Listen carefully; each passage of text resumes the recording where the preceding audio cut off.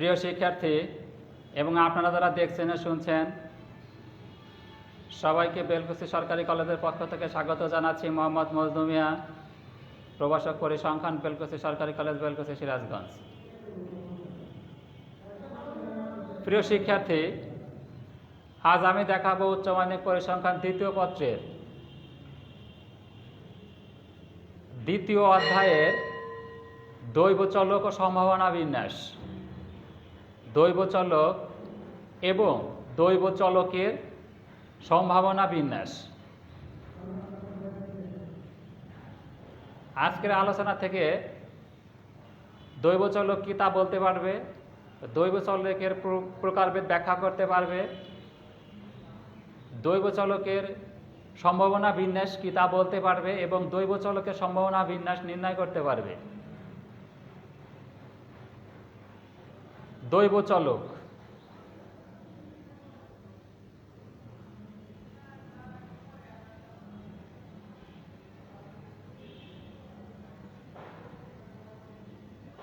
কোনো পরীক্ষণে দু ধরনের ফলাফল বিদ্যমান। ফলাফল দুটি নির্দিষ্ট সম্ভাবনা দেওয়া থাকে।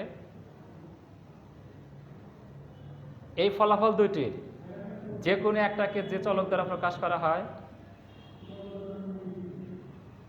তাকে বলা হয় কি দৈব চলক। যে চলকের মানগুলো কোনো দৈব পরীক্ষার ফলাফলগুলির যে কোনো একটাকে পরিমাপ করে এবং প্রতিটা ফলাফল আসার নির্দিষ্ট সম্ভাবনা দেওয়া থাকে, তখন ওই চলকটাকে বলা হয় দৈব চলক। অর্থাৎ কোনো পরীক্ষণে যে ফলাফল থাকবে ওই ফলাফলগুলিকে যে চলক দ্বারা প্রকাশ করা হবে, কিন্তু একটা জিনিস মনে রাখতে হবে, ওই ফলাফলগুলির নির্দিষ্ট সম্ভাবনা দেওয়া থাকতে হবে। ওই ফলাফলগুলিকে যে চলক দ্বারা প্রকাশ করা হবে, দৈব পরীক্ষার ফলাফলগুলি কি যে চলক দ্বারা প্রকাশ করা হবে এবং প্রতিটা ফলাফল আসার যদি নির্দিষ্ট সম্ভাবনা দেওয়া থাকে, তখন ওই চলকটিকে বলা হবে দৈব চলক বা নির্বিচারী চলক। অথবা কোনো পরীক্ষণে কী ধরনের ফলাফল বিদ্যমান তা আমাদের পূর্ব থেকে জানা, কিন্তু পরীক্ষা চালালে কোন ফলটা আসবে সেটা জানি না, তখন ওই ফলাফলগুলোকে যে চলক দ্বারা প্রকাশ করা হবে তাকেও আমরা দৈব চলক বলবো।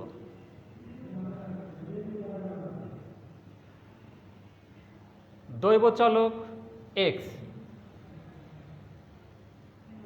অথবা যদি বলি একটা ছক্কা একবার নিক্ষেপ করা হলো, উপরে পিঠে যে সংখ্যাগুলো আসবে তাকে যদি এক্স দ্বারা প্রকাশ করা হয়, এক্স একটি দৈব চলক হবে। একটা ছক্কা আমি একবার নিক্ষেপ করব, নিক্ষেপ করলে উপরে পিঠে যে ফলাফলগুলো আসবে ওই ফলাফলগুলোকে এক্স দ্বারা প্রকাশ করা হলে এক্স হবে একটি দৈব চলক। কেন? ছক্কায় ফলাফল কয়টা? 6টা। এই ফলাফলগুলোকে আমরা কি দ্বারা প্রকাশ করব? এক্স দ্বারা। তাহলে এক্স এর মান কত হবে? দেখো 1 2 3 4 5 6। দৈব পরীক্ষার ফলাফলগুলিকে প্রকাশ করছে এবং প্রতিটি মান আসার সম্ভাবনা দেওয়া আছে। কি সম্ভাবনা? যে P of x equal to 1 equal to 1/6, P of x equal to 2 equal to 1/6, P of x equal to 3 equal to 1/6, up to P of x equal to 6 equal to এটাও 1/6। এই ক্ষেত্রে আমরা এক্স চলকটাকে বলবো দৈব চলক বা নির্বিচারী চলক। X একটি দৈব চলক যদি হয় তাহলে 1 নাম্বার শর্ত হবে p of x greater than or equal to 0, অথবা p of x i, p of x অথবা p of x i greater than or equal to 0। এবং 2 নাম্বার শর্ত হবে এক্সে যতগুলা মান দেওয়া থাকবে সবগুলা মানের সম্ভাবনা বের করে যোগ করলে যোগফল হবে কত? 1। অর্থাৎ summation P of x I equal to 1, summation P of x I equal to 1। তাহলে দেখো এক্স যদি একটি দৈব চলক হয় তাহলে 1 নাম্বার শর্ত কি হবে? পি অফ এক্স অথবা p of x i greater than or equal to 0।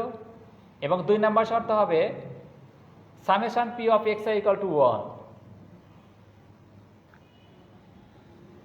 দৈব চলক দুই প্রকার, বিচ্ছিন্ন দৈব চলক এবং অবিচ্ছিন্ন দৈব চলক। বিচ্ছিন্ন এবং অবিচ্ছিন্ন দৈব চলক, যে দৈব চলকের মানগুলো পূর্ণ সংখ্যা হবে 1 2 3 4 5 6 7 8 9 10, তাকে বলা হবে বিচ্ছিন্ন দৈব চলক। আর অবিচ্ছিন্ন দৈব চলক কি হবে, যে চলকের মান একটা নির্দিষ্ট সীমার মধ্যে থাকবে তাকে বলা হবে কি অবিচ্ছিন্ন দৈব চলক। তাহলে দৈব চলক কয় প্রকার? দুই প্রকার, বিচ্ছিন্ন দৈব চলক এবং অবিচ্ছিন্ন দৈব চলক। যে চলকের মানগুলো হবে নির্দিষ্ট পূর্ণ সংখ্যা, নির্দিষ্ট নয় কিন্তু পূর্ণ সংখ্যা হবে, যেমন ছক্কা নিক্ষেপ পরীক্ষায় 1 2 3 4 5 6 যে কোনো একটা আসতে পারে। এই যে ছক্কা নিক্ষেপ পরীক্ষায় 1 2 3 4 5 6 আসা, এটা হবে বিচ্ছিন্ন চলক। আর অবিচ্ছিন্ন চলক কি হবে, যে কোনো একটা পরীক্ষা 50 জন ছেলে মেয়ে পরীক্ষা দিয়েছে, এদের প্রাপ্ত নম্বর 0 থেকে 100-র মধ্যে, এদের প্রাপ্ত নম্বর কি হবে 0 থেকে 100-র মধ্যে। এই যে প্রাপ্ত নম্বরটা, এটা হবে কি অবিচ্ছিন্ন চলক। অর্থাৎ চলকের মান একটা নির্দিষ্ট সীমার মধ্যে থাকবে। অথবা বললাম যে কোনো একটা স্কুলে, প্রাইমারি স্কুলে যে ছেলে মেয়েগুলো পড়ে, ওই ছেলে মেয়েদের বয়স কত, 6 থেকে 13 বছর,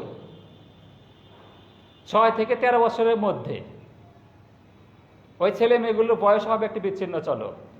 প্রাপ্ত নম্বরও যেমন বিচ্ছিন্ন চলক হবে, ওই ছেলে মেয়েগুলোর বয়স তেমন বিচ্ছিন্ন চলক, অবিচ্ছিন্ন চলক হবে।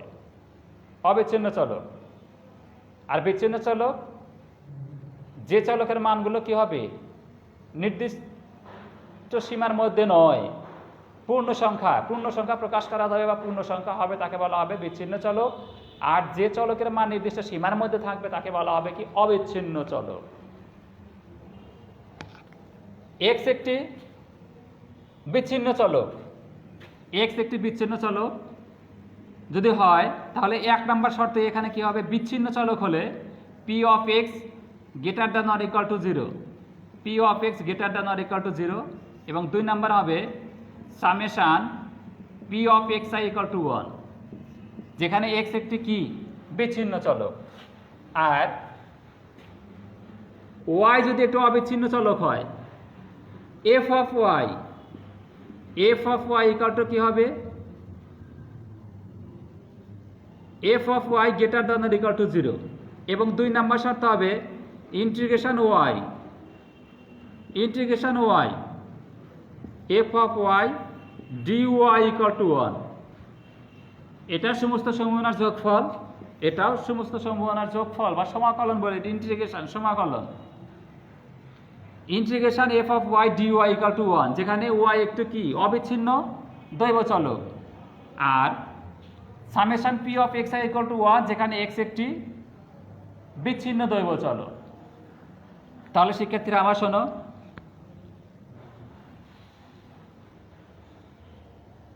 কোন দৈব পরীক্ষার ফলাফলগুলিকে যে চলক দ্বারা প্রকাশ করা হবে এবং সে সাথে কি হবে, প্রতিটা ফলাফল আসার যদি নির্দিষ্ট সম্ভাবনা দেওয়া থাকে, তখন ওই চলকটিকে বলা হবে দৈব চলক বা নির্বিচারী চলক। x যদি একটি দৈব চলক হয় তাহলে p of xi greater than or equal to 0, এবং 2 নম্বর শর্ত summation p of xi equal to 1।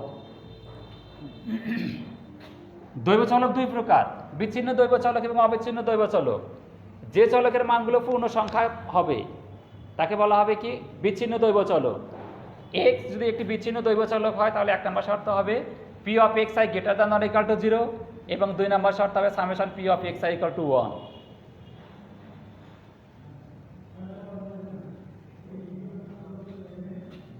অবিচ্ছিন্ন দৈব চলক, যে চলকের মানগুলো কোনো নির্দিষ্ট সীমার মধ্যে থাকবে তাকে বলা হবে কি অবিচ্ছিন্ন দৈব চলক। y যদি একটি অবিচ্ছিন্ন দৈব চলক হয় তাহলে f of y greater than or equal to 0, এবং integration y f of y dy equal to 1। ঠিক আছে শিক্ষার্থীরা, আজ আর নয়, আমার আগামী ক্লাস দেখার আমন্ত্রণ জানিয়ে আজকের ক্লাস আমি এখানে শেষ করছি। ধন্যবাদ সবাইকে।